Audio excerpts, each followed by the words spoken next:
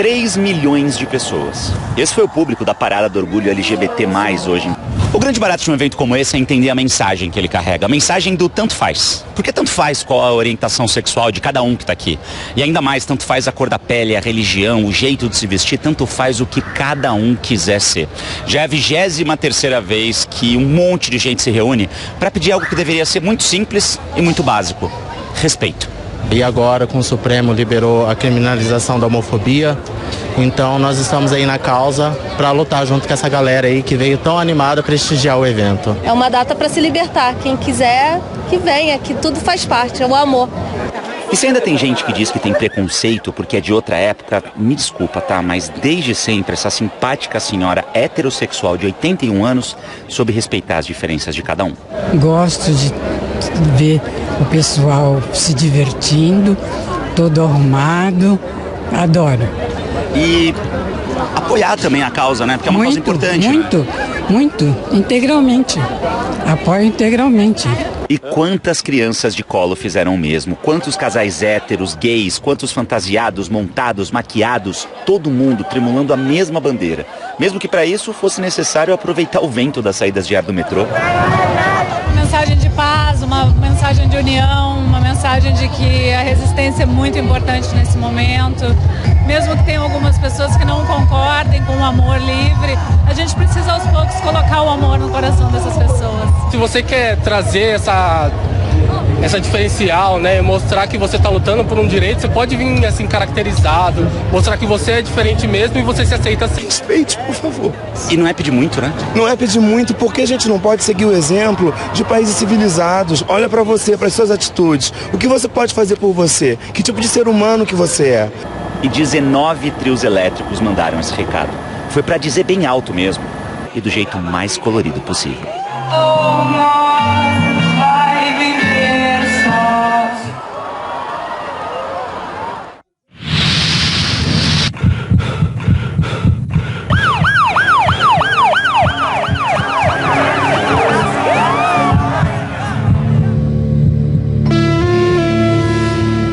Até 1969, a gente existia em guetos. A gente preferia, por segurança, se encontrar em lugares que fossem clandestinos. O que se vivia era um clima de clandestinidade permanente e eu diria até mesmo um clima de exílio que, de certo modo, muita gente experimenta até hoje no seu próprio país. Até em Nova York a repressão era muito grande. Havia uma espécie de polícia moral que às vezes dava batidas pela cidade.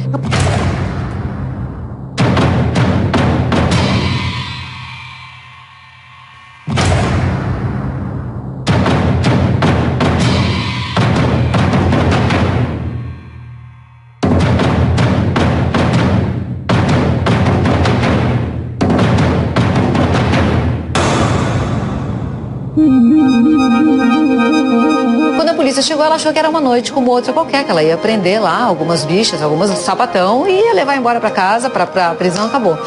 Só que nessa noite a gente resolveu reagir. A gente disse chega, a gente disse basta. E a polícia não esperava por isso. E não esperava também que a população apoiasse a gente. Foi um quebra-quebra geral. Gays, lésbicas, travestis reagiram e partiram para a briga. A violência se espalhou pelas ruas ao redor. O bairro do Village pegou fogo. O conflito assumiu proporções jamais imaginadas. Os policiais foram atuados. Começou a juntar gente que acabou se somando aos frequentadores na reação à polícia. Presos foram retirados dos camburões e alguns carros incendiados. Não houve mortes. Nem se conhece com exatidão o número de feridos. Só se sabe que foram muitos. E dos dois lados. Se seguiram 10 dias de conflitos na cidade de Nova York. Coisas violentas. Sangue, pessoas feridas.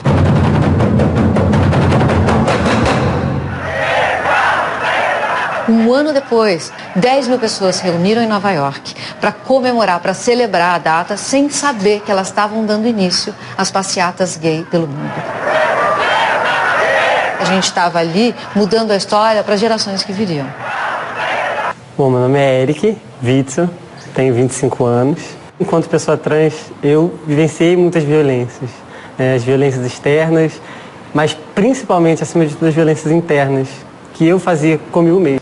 Eu sou Espartaco Santiago, 25 anos, negro, gay, nordestino, bicha preta, que como várias outras já sofreu racismo, homofobia, bullying, rejeição, mas que nunca deixou de lutar pela autoafirmação, pela autoaceitação, pelo seu lugar no mundo. A repressão sexual era de tal monta, logo depois da Segunda Grande Guerra, o cientista mais importante na guerra, que foi o Alan Turing, que foi o pai do computador, teve uma pena na Inglaterra de castração química pela sua homossexualidade, que o levou ao suicídio logo depois. Stonewall foi o nosso ponto de ebulição. Foi quando a gente entendeu que a gente não queria mais viver naquela situação. Stonewall foi exatamente isso. E foi o começo de uma série de mudanças que ainda não se concluíram.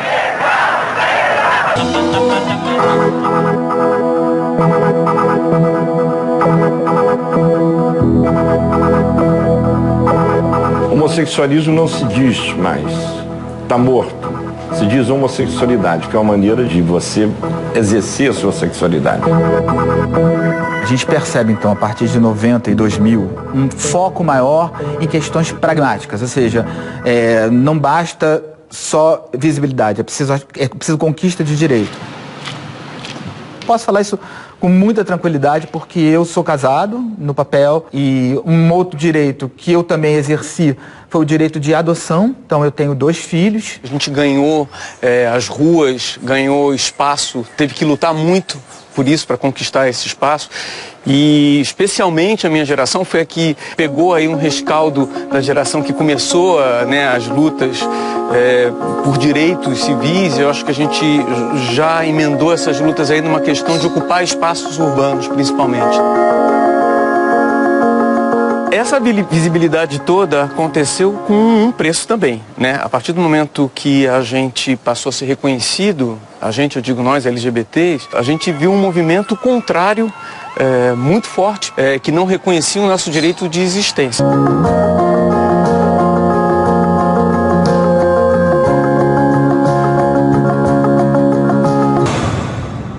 O maior problema ainda é a LGBTfobia, que faz o Brasil ser o país que mais mata pessoas LGBTs no mundo.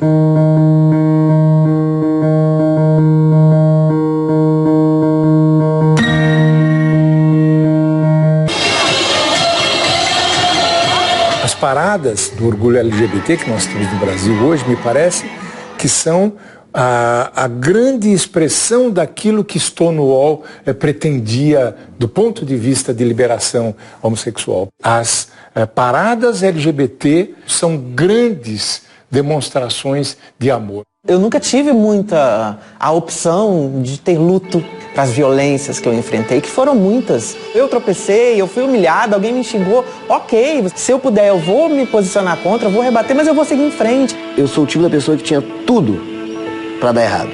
Quando a gente passa pela expulsão de casa, pela evasão escolar, que eu digo que é uma expulsão escolar, quando a gente passa pelo manicômio, eu passei por 2, por uma internação compulsória, quando a gente vira menino de rua, como eu fui, e consegue sobreviver a tudo isso e chegar aos 51 anos, se eu disser que eu não devo isso àquela luta que começou há 50 anos atrás, seria uma ingratidão muito grande.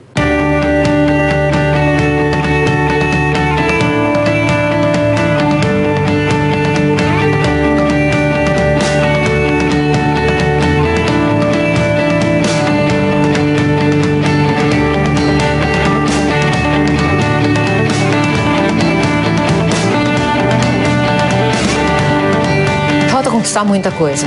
Eu acho que a gente andou muito, houve muitas vitórias desde Stonewall, mas a gente ainda tem que fazer muita coisa. A primeira coisa talvez seja entender que não existe mais a luta LGBT. A luta é feminista, a luta é antirracista, a luta é antimachista. É uma luta só.